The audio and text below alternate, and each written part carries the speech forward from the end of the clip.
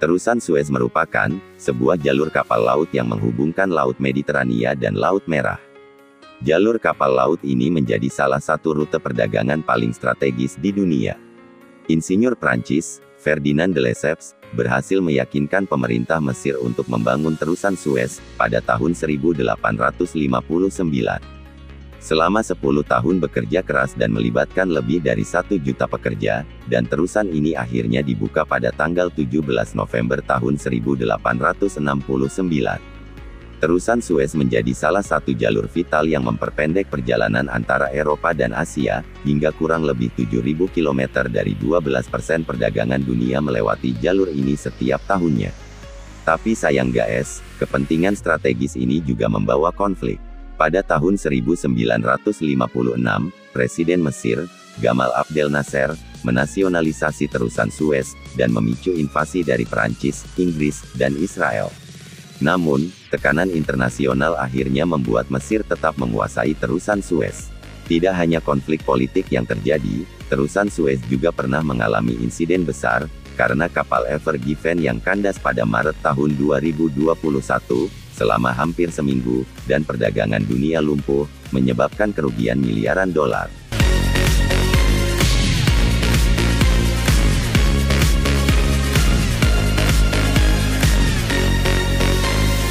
Dan sampai hari ini terusan Suez tetap menjadi salah satu jalur perdagangan paling penting di dunia.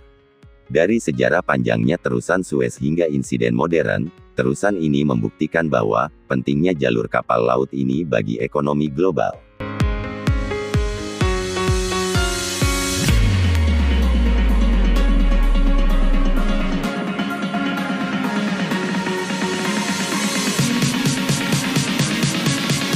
Pembangunan jalur kapal laut terusan Suez mulanya digagas oleh penjelajah Prancis, yang bernama Linan de Bellefonds pada tahun 1830.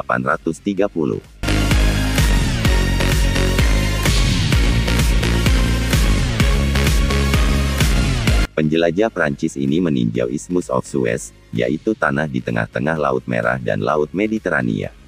Setelah dicek oleh orang Prancis ini, kedua laut itu ternyata memiliki ketinggian sama, sehingga memungkinkan dibangun terusan Suez.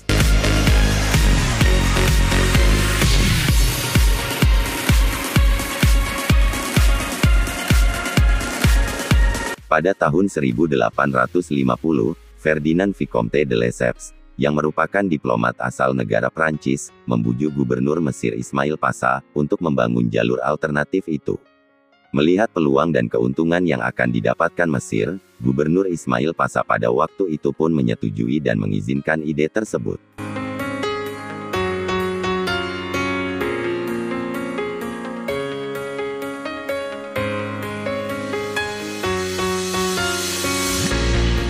Namun guys, ada beberapa syarat yang harus disepakati, termasuk diberikan waktu 99 tahun sebagai penguasa terusan Suez, serta komisi 15%, setelah itu, terusan Suez sepenuhnya diambil Mesir.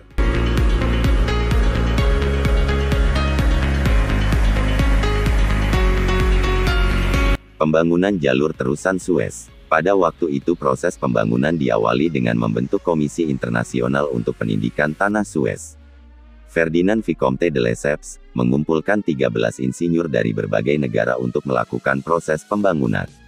Dan setelah komisi selesai dibentuk, desain arsitektur terusan Suez pun selesai dibuat pada tahun 1856, dan proses pembangunan dimulai pada bulan April tahun 1859. Proses penggalian terusan Suez memakan waktu hingga 10 tahun, yang dilakukan pekerja ada 1,5 juta penggali. Dan pengerjaan terusan Suez selama 1 dekade tidak berjalan mulus, seperti yang diharapkan. Berbagai kendala yang menyertai, mulai dari wabah kolera yang merenggut nyawa puluhan ribu orang pekerja, gejolak politik, hingga pemberontakan Mesir melawan Inggris yang mengklaim terusan Suez.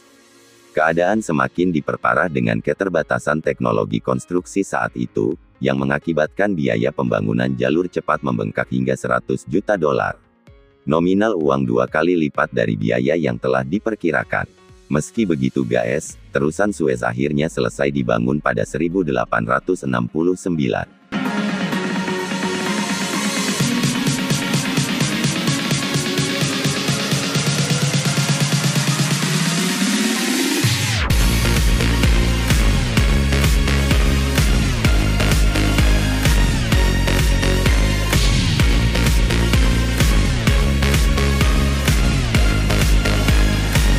Peresmian Terusan Suez. Dan setelah pembangunan Terusan Suez selesai, Gubernur Mesir Ismail Pasha secara resmi membuka Terusan Suez pada tanggal 17, bulan November, tahun 1869.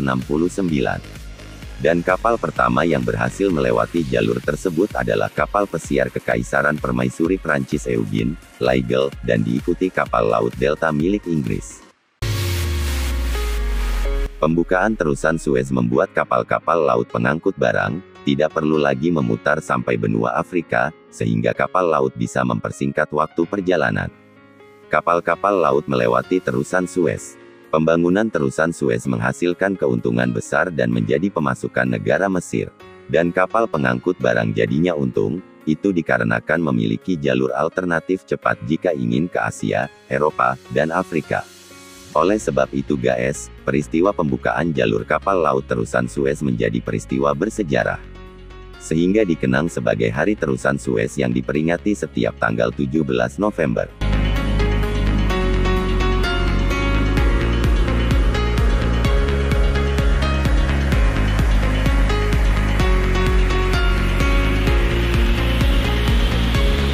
Terima kasih sudah menonton channel ini, jangan lupa subscribe, like, dan komentar guys.